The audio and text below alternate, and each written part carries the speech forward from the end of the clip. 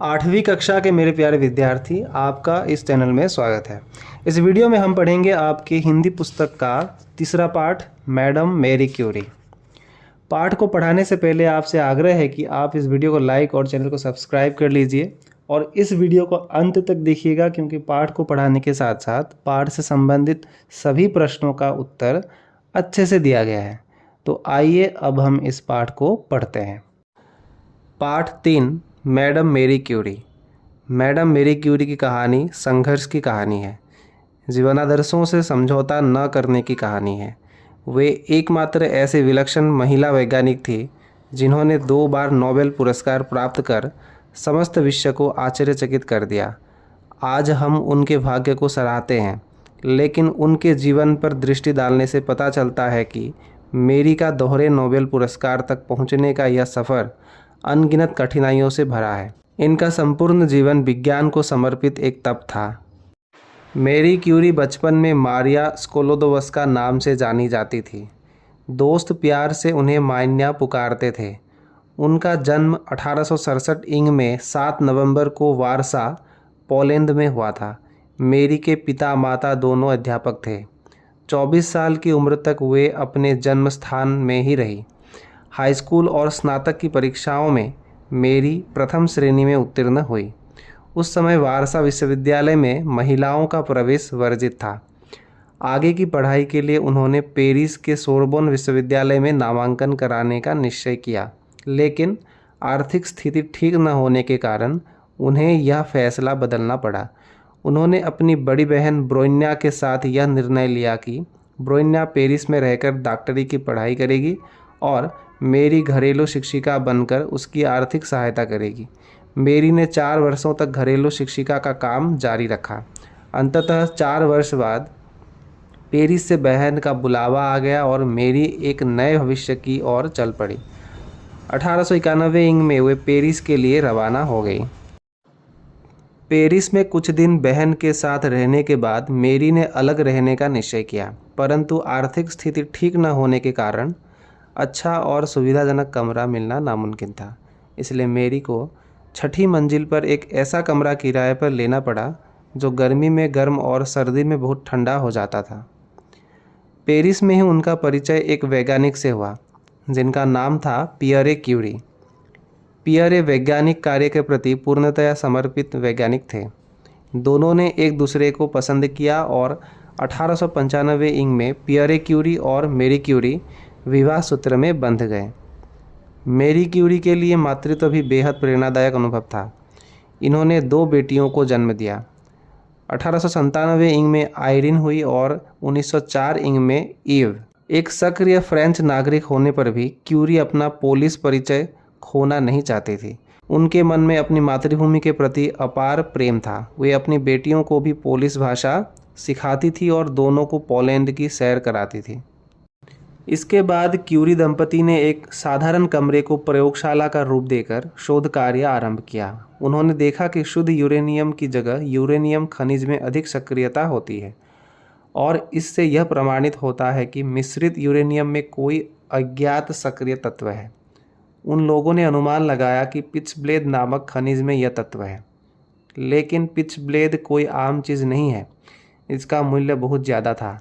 सौभाग्य से ऑस्ट्रिया सरकार उपहार स्वरूप क्यूरी दंपति को शोध कार्य के लिए 1 टन पिचब्लेड देने के लिए राजी हो गई। क्यूरी दंपति का यह शोध कार्य धैर्य, अध्यवसाय और आत्मोत्सर्ग की मिसाल था। यह कार्य किसी युद्ध से कम न था। कई टन रासायनिक पदार्थों को बड़े बड़े पात्रों में उबालने और इनके परिष्करण का काम शुरू हो गया। दोनों महीनों तक उबलते पदार्थों से निकलने वाले भाप के संपर्क में रहे। घर परिवार के बारे में सोचने के लिए उनके पास समय नहीं था।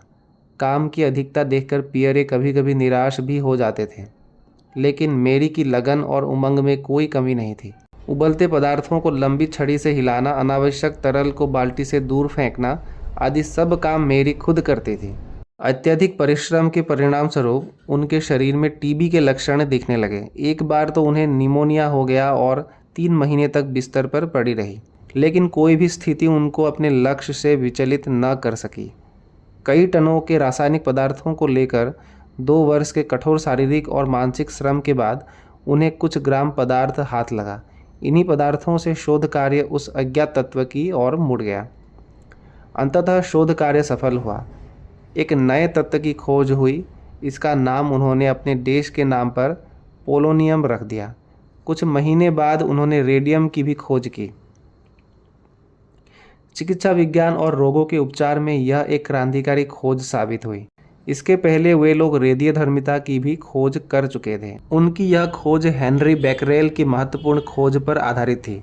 बैकरेल पियरे क्यूरी के सहयोगी थे। रेडियोधर्मी रश्मियों की विशेषता यह है कि कोई हीरा असली है या नकली, इससे पता लगाया जा सकता है। इन रश्मियों की सहायता से मनुष्य के शरीर के अंदर के भाग को भी देखना संभव हो गया। उससे भी महत्वपूर्ण बात यह है कि रेडियम कैंसर जैसी जानलेवा बीमारी पर भी बहुत प्रभावकारी है। क्यूरी दंपति को इन खोज कार्यों को चलाते समय अनेक कठिनाइयों का सामना करना पड़ा, क्योंकि उनके पास उपयुक्त प्रयोगशाला नहीं थी। न पर्याप्त उपकरण थे, न पर्याप्त मात्रा में कच्चे खनिज। प्रयोगशाला में गैस निकासी की व्यवस्था भी न थी। वहाँ का वातावरण दूषित और अस्वास्थ्यकर था। फिर भी उन लोगों की लगन और उमंग में कोई कमी नहीं थी। मैडम क्यूरी को पहला नोबेल पुरस्कार भौतिक शास्त्र में 1903 ईंग में पति पियरे क्यूरी और हेनरी बैकरेल के साथ संयुक्त रूप से मिला। रेडियोधर्मिता की खोज के लिए यह पुरस्कार दिया गया था। नोबेल पुरस्कार मिलने के साथ साथ न सिर्फ इनकी आर्थिक स्थिति सुधर गई, वरन इन्हें काफ़ी लोकप्रियता भी मिली। 1901 ईंग में नोबेल पुरस्कार दिया जाना शुरू किया गया था और केवल 2 वर्ष बाद ही अर्थात 1903 ईंग में प्रथम बार किसी महिला को यह पुरस्कार प्राप्त हुआ। 1911 ईंग में दूसरी बार उन्हें रसायन शास्त्र के क्षेत्र में रेडियम के शुद्धिकरण आइसोलेशन ऑफ प्योर रेडियम के लिए नोबेल पुरस्कार मिला। क्यूरी दंपति को चारों ओर से मान सम्मान मिलने लगा, परंतु यह ख्याति और प्रतिष्ठा पियरे के जीवन में ज़्यादा दिनों तक कायम न रह सकी। एक सड़क दुर्घटना में मेरी को छोड़ पियरे इस दुनिया से चल बसे।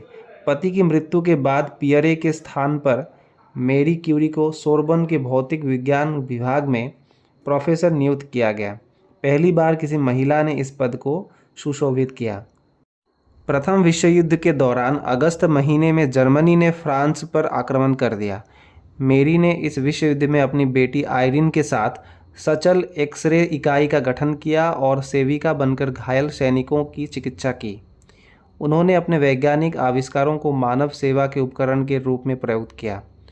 उल्लेखनीय है कि क्यूरी दंपति की दोनों बेटियों को भी नोबेल पुरस्कार मिला था।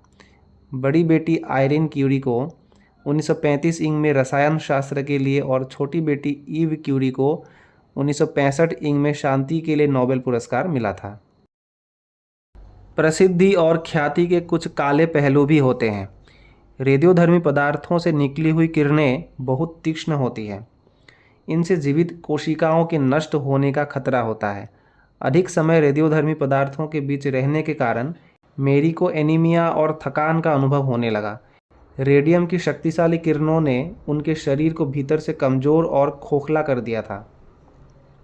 अंत में 4 जुलाई 1934 ईंग को मेरी क्यूरी का निधन हो गया।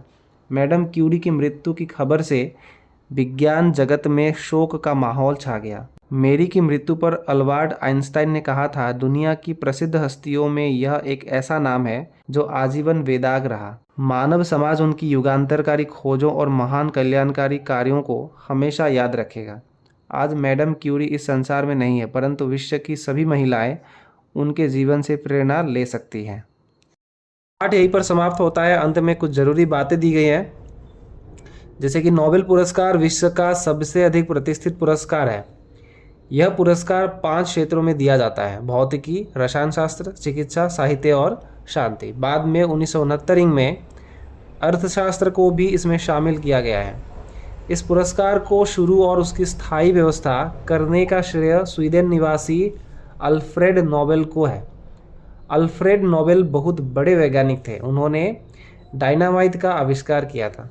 मैडम क्यूरी को नोबेल मिलने के 100 वर्ष पूरे होने के अवसर पर 2011 वर्ष को अंतर्राष्ट्रीय रसायन वर्ष घोषित किया गया है।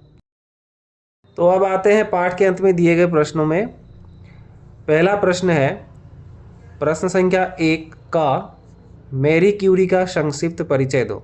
उत्तर, मैरी क्यूरी का जन्म 1867 ईंग में 7 नवंबर को वारसा, पोलैंड में हुआ था। उनके पिता और माता दोनों अध्यापक थे।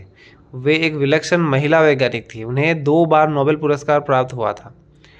पहली बार 1903 ईंग में और दूसरी बार 1911 ईंग में।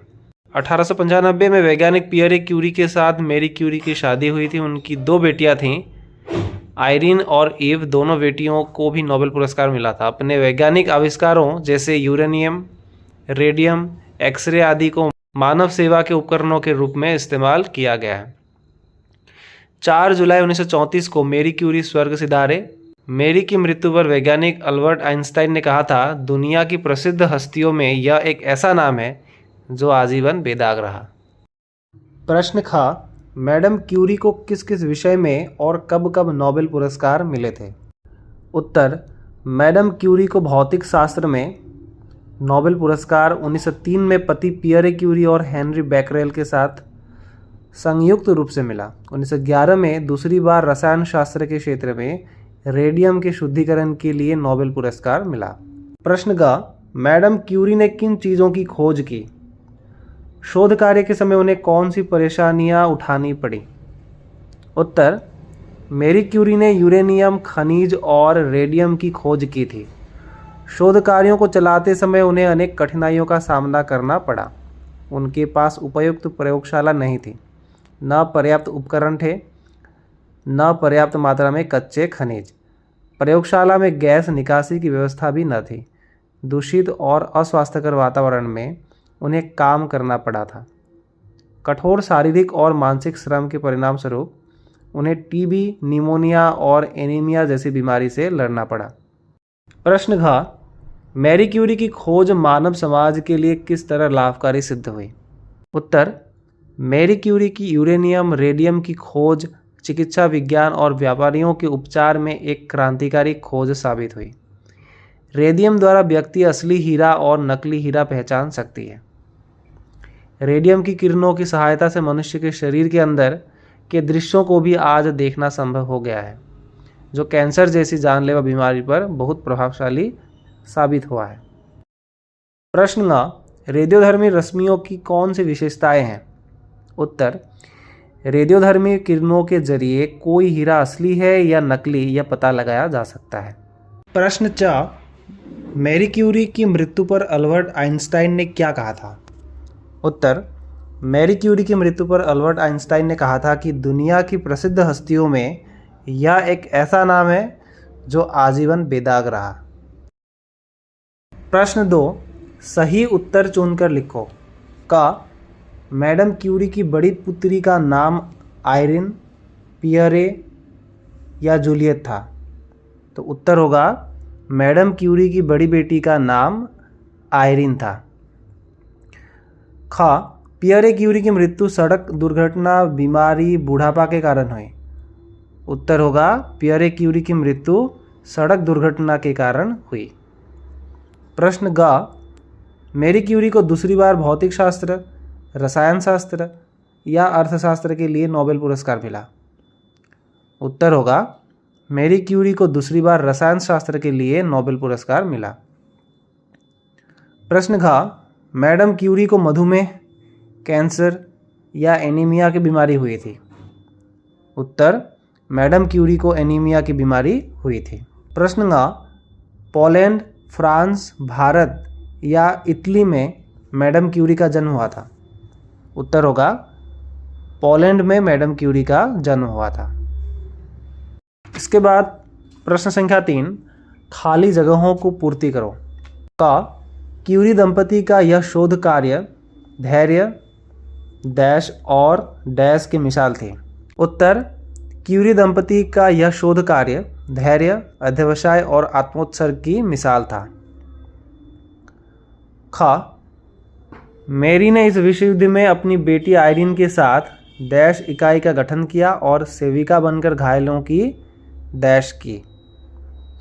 उत्तर होगा, मैरी ने इस विश्व युद्ध में अपनी बेटी के साथ सचल एक्सरे इकाई का गठन किया और सेविका बनकर घायलों की चिकित्सा की।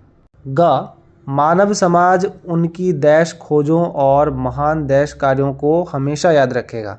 उत्तर होगा, मानव समाज उनकी युगांतरकारी खोजों और महान कल्याणकारी कार्यों को हमेशा याद रखेगा। तो पाठ के जो मूल प्रश्न है वह यहीं पर समाप्त होता है। इसके साथ ही जो पाठ के आसपास है, भाषा अध्ययन है और शब्दार्थ तक, ये भी बहुत ज़रूरी है, तो ध्यान से पढ़ लेना। मैं ये किसी दूसरी वीडियो में मैं ये पढ़ाऊँगा। तो प्यारे बच्चों, वीडियो को लाइक और चैनल को सब्सक्राइब करना मत भूलना। मैं मिलता हूँ आपसे अगले वीडियो में, ठीक है? Thank you.